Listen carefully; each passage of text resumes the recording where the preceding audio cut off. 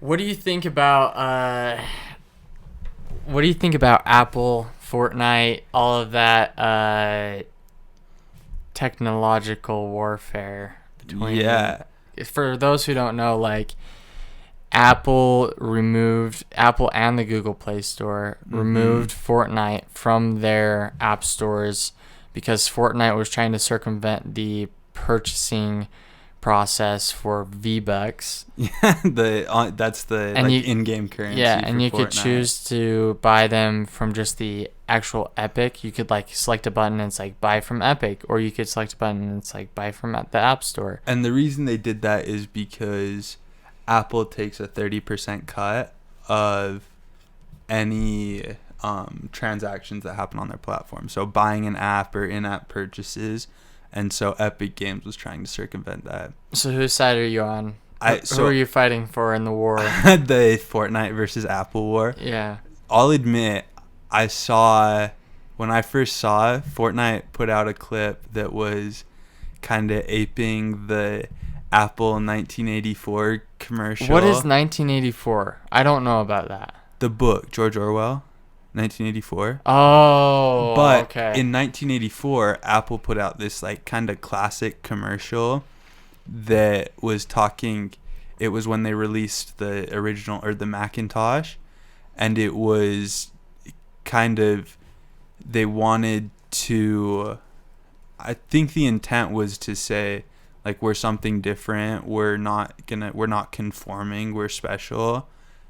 And so what Fortnite did is basically copied that commercial, just line for line, like shot for shot, with just Fortnite characters in it. And I'll admit, I saw that video at first and I was like, wow, Fortnite kind of has a point. Like, that was a good marketing That's ploy. cool. Like, it was pretty cool. But the more I kind of looked into it and thought about it, the more it seemed like Epic Games just grabbing for more money. And they didn't, because I'm really sympathetic to antitrust, especially in big tech. And that's the angle that Fortnite was taking. And they've brought a lawsuit against Apple because of it. And I'm really sympathetic to that argument. But the way Epic Games was using it, I don't agree with as much the more I look into it. So here's what I think. If there was more competition in that sector, I would say let Apple charge whatever they want. But Apple and Google Play Store have complete market control over apps for the most part, probably 99%, right? So I think that if Apple wants to charge 30%, and then or Apple and Google Play want to charge 30% and essentially crush everyone else that tries to open a new app store or some alternative route for these games or these apps. It's like you can't sit and crush people and then say we're the only two platforms and there will be no competition.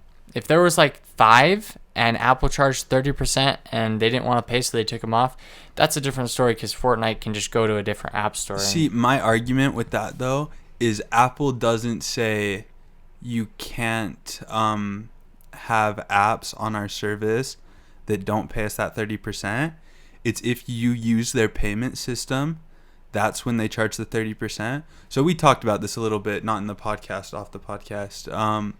But Amazon uses a workaround for this. You don't buy anything of on their Amazon Prime or Kindle, like Kindle apps on those products, on Apple products. You don't buy it directly from the app. You have to go onto your Amazon account online, buy it from there, and then it'll show up on your phone or whatever. So I think that's where I'm not as sympathetic, is because there's a workaround for Epic Games, but what they want to do is use Apple's payment service and also not pay the 30% fee that I think is a fee for using that service. Right, but you're saying so even if I wanted to buy V-Bucks and I click on buy from Epic Games, that still uses Apple's payment service? It does. So what they could Hmm. do is if you went to epicgames.com, logged into your account, bought V-Bucks from their website, and they showed up on their account, Apple would have no problem with it. That's already what Amazon does on Kindle or Amazon Prime, it wouldn't be a problem. Where the problem is Apple has this dedicated payment system that's safe. They vet they vet all the apps that are in the App Store, and so consumers know it's safe. They're not worried about downloading something and getting a virus or whatever. And so Fortnite is using that system but not paying the fee that Apple charges. Yeah, it's a little weird. I don't know what to think about it because I think Apple does have the right to choose to charge whatever they want. I still think 30% is steep. They make a profit on every transaction. Like, it's not just like covering the cost of putting something on the App Store. Like, they have to make a hefty profit. But they also have a platform that, as long as Apple approves the app, you could pay $0 to have your app on the App Store. Right? If there's no transactions, or if your transactions happen off the app, like Amazon does with their apps, Apple's not getting any money from that.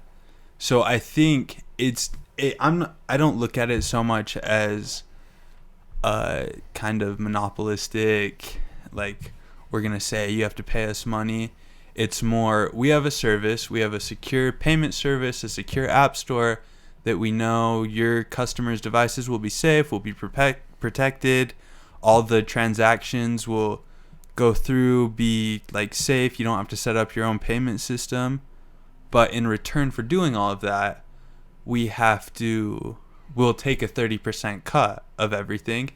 And I think Epic Games is playing on the idea that people will automatically be like, oh, why would you charge them? Like, this isn't your game. People is kind of outraged about that. When in reality, when you look at it, it's more like Apple's paying a service or providing a service, and Epic Games pays for it by giving that 30% cut. And you can argue about the price, but it's a business model like Apple.